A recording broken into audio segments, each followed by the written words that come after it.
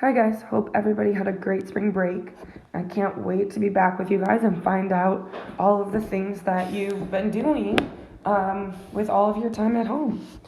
Alright, well today we are going to look at lesson 9.1, finding square roots. So this chapter for unit 9 is going to be about real numbers and the Pythagorean theorem. So today we're going to look at one piece of that, which is finding square roots. So our learning target today is understand the concept of a square root of a number. Success criteria. I can find square roots of numbers. I can evaluate expressions involving square roots, and I can use square roots to solve equations. So our first example says find the 2 square roots of 49. So what we're looking for is basically a number squared that equals 49. So what number squared would equal 49? So there are actually 2 answers to this question. Okay, so we could have either, in this case, 7 squared would equal 49, or negative 7 squared equals 49. So the square root of 49 is both positive and negative 7.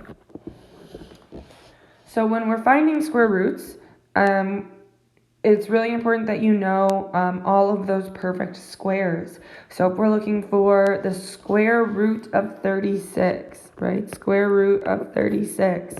So what number times itself is 36, right? We would know this would be positive or negative 6. Okay, square root of 100. Okay, this one would be positive or negative 10. And square root of 121 would be positive or negative 11. So the symbol that we use to write the square root, it's called a radical sign. It's important. It is used to represent a square root. The number under the radical sign is called the radicand.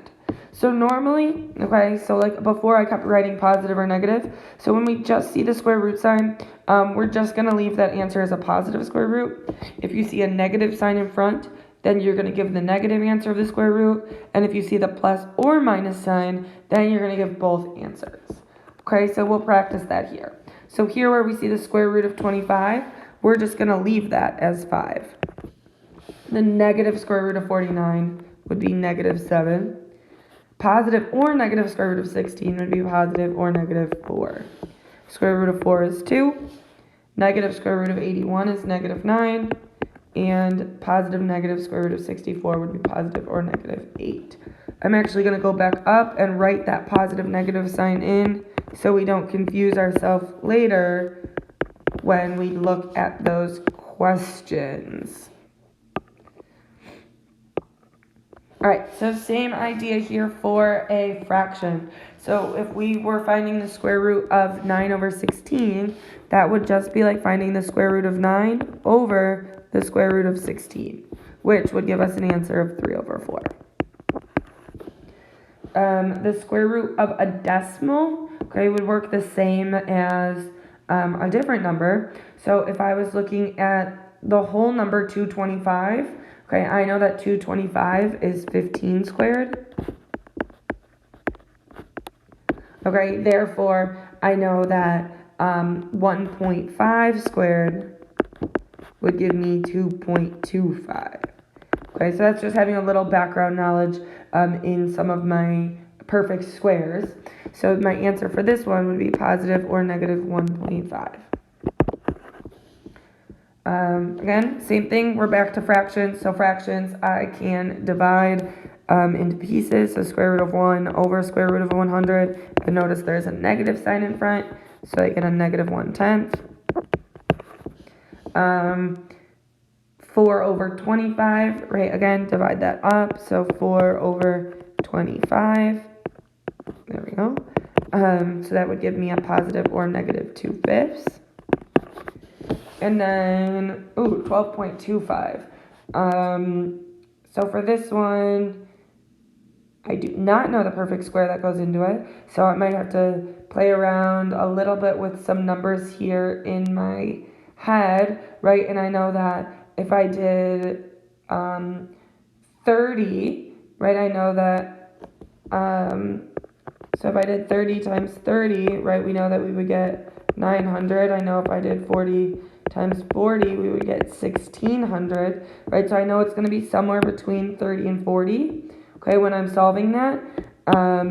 And looking at this, I can see that it's going to be, that would be 35.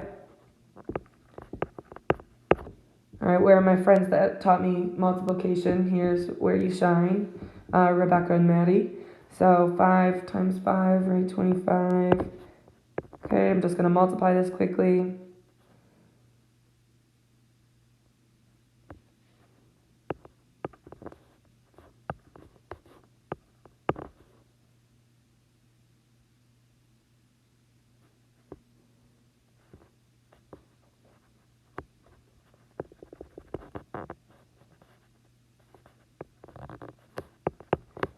All right, let's see. Did I do it right?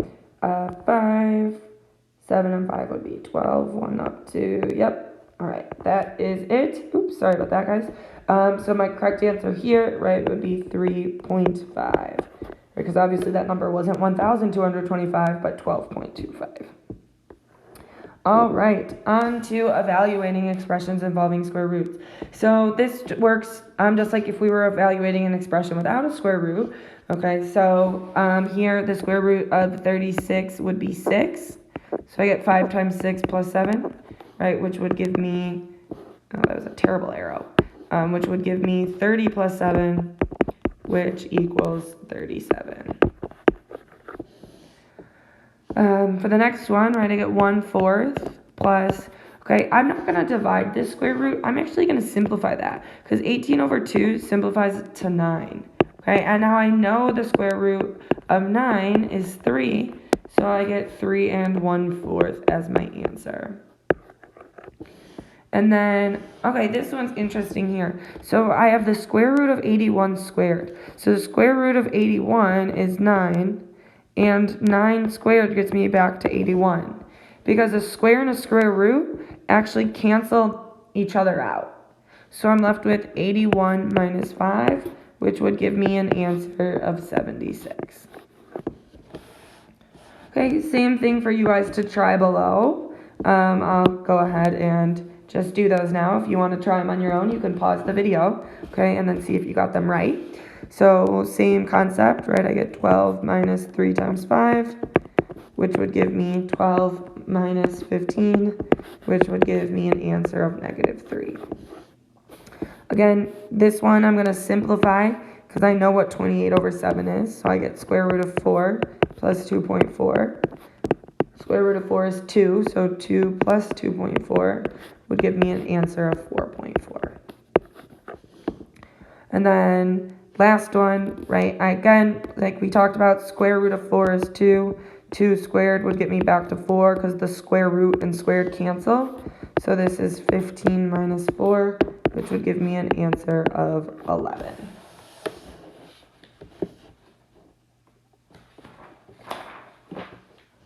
All right, and moving on to our last page of notes here for today, solving equation using square roots. So like we just talked about, the square root and squared cancel out. So if I have something squared in my problem, to get rid of the squared, right, I need to take the square root of both sides. So something important to remember here when taking the square root, if we're drawing it in ourselves, we want to remember that there are 2 answers to this problem. Okay, so we do want that plus or minus sign in. So now that square root and squared, right, cancel out. So I get x equals positive or -9. All right, for that next one, we have 3a squared equals 48. So the first thing I need to do is get the a squared by itself. Okay, we still want to isolate our variable. So I'm going to go ahead and divide both sides by 3, because then the 3's cancel out, and I'm left with a squared equals 16. Now I can go ahead and take the square root of both sides, and just like in that last example, the square root and squared cancel. I do want to remember there are 2 answers to this, so I get a equals positive or -4. Again, if you want to try these next ones on your own, go ahead and pause the video first. Otherwise, just go ahead and keep watching. So if I'm solving for k squared equals 169, right, I'm taking the square root of both sides. When I take the square root, I want to remember positive and negative. Square root and squared canceled, so k equals positive or negative 13. In this next one, we get 7n squared equals 175. I need to isolate n squared, so I'm going to go ahead and divide both sides by 7. So I get n squared equals 25. Then I'm going to go ahead and take the square root of both sides. Remember, when you take the square root, we do want both answers. Square and square root cancel, so n equals positive or negative 5. And then last one down here, right, 190 equals 4b squared minus 6. So here, if I want to isolate b squared, my first step would be adding 6. Okay, the 6's cancel. I get 196 equals 4b squared. I'm going to just rewrite that over here so I have room. Okay, then I'm going to go ahead and divide by 4. Let me think for a second. That would give me 49. Okay, then again, I'm going to go ahead and take the square root of both sides. When I take the square root, right, make sure you get the positive and negative answer. So I'm left with b equals positive or negative 7. All right, last example here. Tying this into the area of a crop circle. Okay, so here it's important that we know the area of a circle formula, right? Area equals pi r squared. Okay, so if I plug that in, right, they gave me the area of the circle. So I can substitute that value in for A.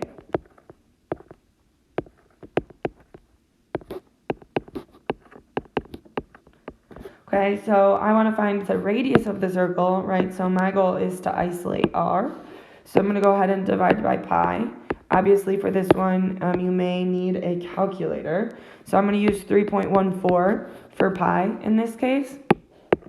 So when I use my calculator for that, I end up with 14,400 equals r squared. So again, we're going to take the square root of that answer. Okay, when I take the square root, right, my square root and squared cancel. So I end up with r equals 120.